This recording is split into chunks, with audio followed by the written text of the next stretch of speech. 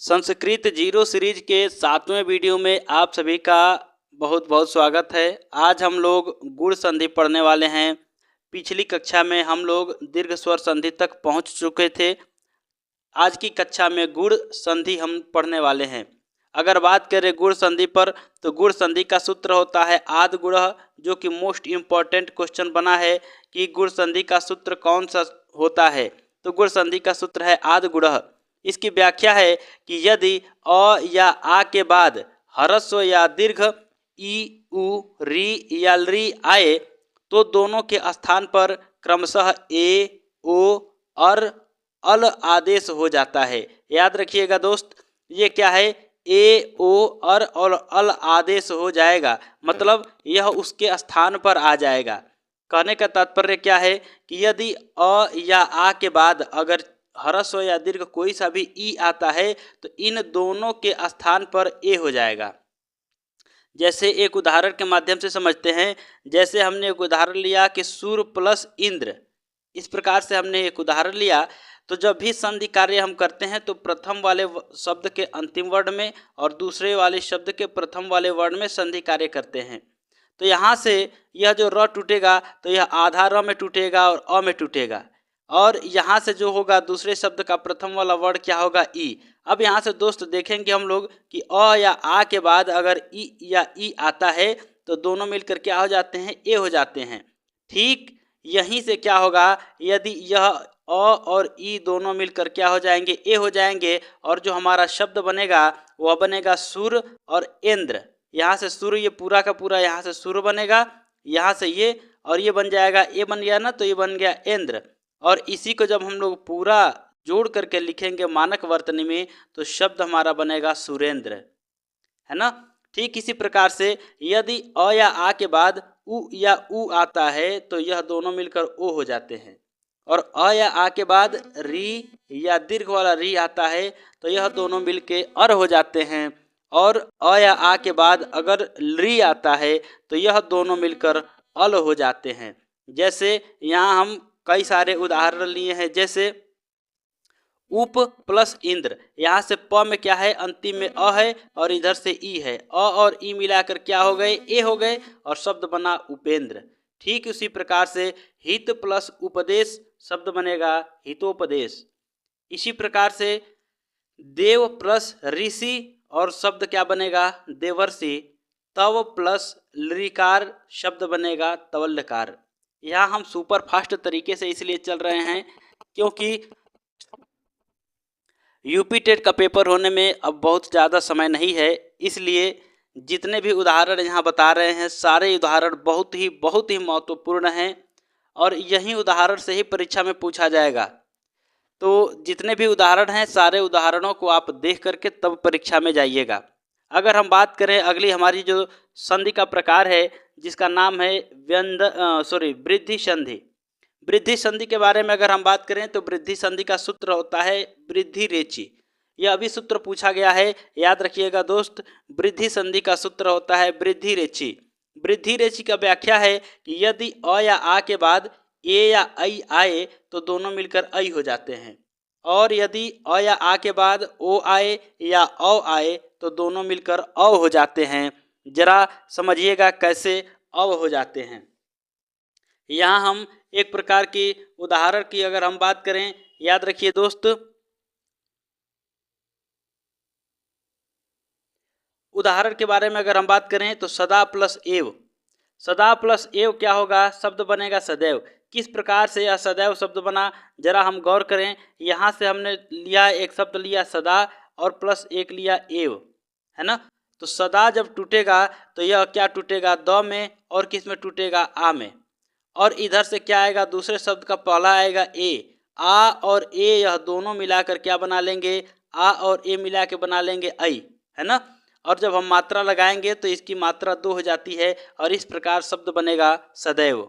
इसी तरीके से जल प्लस ओघः शब्द बनेगा जलोघः। पंच प्लस एते शब्द बनेगा पंचैते। यह तो मोस्ट इम्पॉर्टेंट कई बार पूछा गया है कि वन प्लस औषधि शब्द बनेगा वनौषधि, और पुष्प प्लस ओक यह शब्द बनेगा पुष्पौक।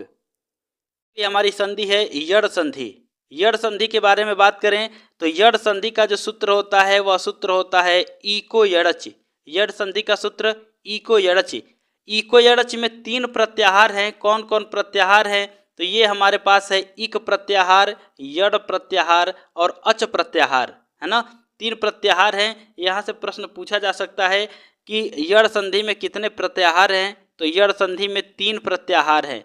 अगर हम बात करें इसका व्याख्या क्या होगा, तो इसका व्याख्या है कि यदि इक प्रत्याहार के बाद, किसके बाद? इक प्रत्याहार के बाद, और इक प्रत्याहार हम लोग पढ़ चुके हैं। इक प्रत्याहार में 4 वर्ण आएंगे, ई, उ, री और ली। तो यदि इक प्रत्याहार के बाद कोई भिन्न स्वर आए, भिन्न स्वर का तात्पर्य क्या है कि अगर ई आया है तो इसके बाद ई या ई, इन दोनों ई में से कोई सा भी ई नहीं आना चाहिए, बाकी कोई सा भी स्वर आ जाए सब चलेगा।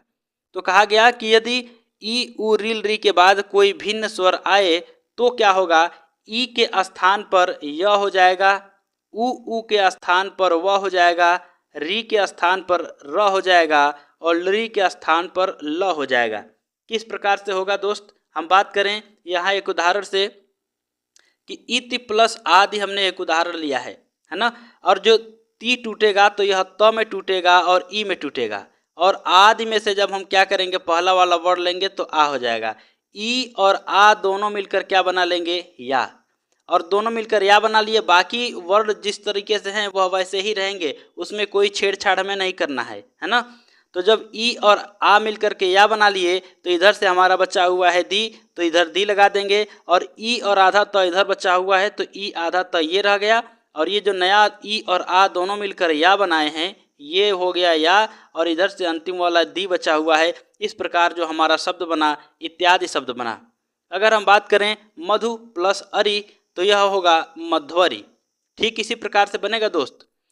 अगर हम बात करें ली प्लस आकृति तो शब्द बनेगा लाकृति, और अभि प्लस उदय यह शब्द बनेगा अभ्युदय। Most most most important. और इसी तरीके से एक और मोस्ट इम्पॉर्टेंट क्वेश्चन है कि अनु प्लस अय अगर हम लेंगे तो यह शब्द क्या बनेगा? यह शब्द बनेगा अन्वय। अगर हम बात करें हमारी अगली संधि है अयादि संधि। अगली संधि है अयादि संधि। अयादि संधि का जो सूत्र होता है एचो अयवायावह। सूत्र क्या होता है दोस्त? एचो अयवायावह। अगर हम बात करें अयादि संधि की व्याख्या तो बस इतना समझिए कि यदि ए ओ ऐ औ के बाद कोई स्वर आता है तो क्या होगा दोस्त? तो क्या होगा? ए के स्थान पर अय हो जाएगा, ओ के स्थान पर अव हो जाएगा, ऐ के स्थान पर आय हो जाएगा और ओ के स्थान पर आव हो जाएगा। फिर से ध्यान से सुनिए दोस्त। ए के बाद, ओ के बाद, ऐ के बाद या औ के बाद कोई स्वर आता है तो ए के स्थान पर अय हो जाएगा, ओ के स्थान पर अव हो जाएगा, इसी तरीके से ऐ के स्थान पर आय हो जाएगा और औ के स्थान पर आव हो जाएगा।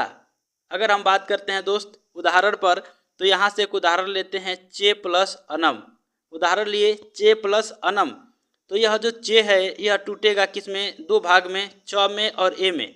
तो यहाँ से 2 हमें दिखाई दिया, और यहाँ से अनम जो है पूरा का पूरा मूल है। अब यहाँ देखिए ए के बाद कोई स्वर आ रहा है दोस्त तो केवल क्या होगा? ए अपने ही स्थान में अय में बदल जाएगा। यहाँ हमने पढ़ा था कि ए के बाद कोई स्वर आएगा तो ए किस में बदल जाएगा? अय में बदल जाएगा।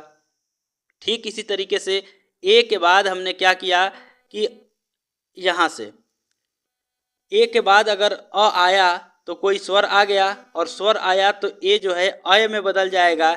इस प्रकार जो हमारा शब्द बनेगा वह शब्द बनेगा चयनम। शब्द क्या बनेगा? चयनम।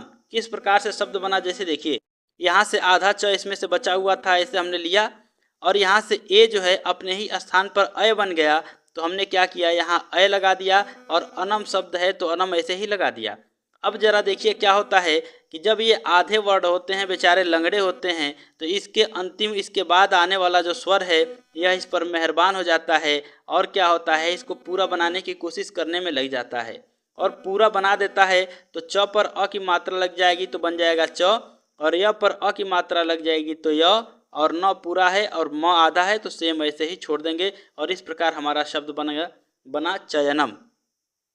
अगर हम बात करें दोस्त इसके और उदाहरण, तो पो प्लस अन बराबर बनेगा पवन। ठीक उसी प्रकार से कवे प्लस ए शब्द बनेगा कवये।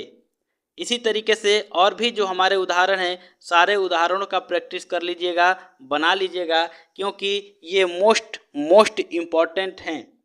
तो आज के लिए बस इतना ही। स्वर संधि हमारा समाप्त होता है। इसमें 2-3 संधियां और बची हुई हैं, लेकिन वे हमारे परीक्षा में नहीं पूछे जाते हैं, इसलिए यहाँ हम बता नहीं रहे हैं। अगली बार जब हम लोग संधि पूरा विस्तार पूर्वक पढ़ेंगे तो एक भी संधि को नहीं छोड़ेंगे। चूँकि हमारे पास समय बहुत कम है, तो समय को ध्यान में रखते हुए हम अपनी क्लास सुपर फास्ट तरीके से लेकर चल रहे हैं। वीडियो अच्छा लगा हो तो वीडियो को लाइक कर दीजिएगा, चैनल को सब्सक्राइब कर दीजिएगा और अपने दोस्त के पास इसे शेयर ज़रूर कर दीजिएगा।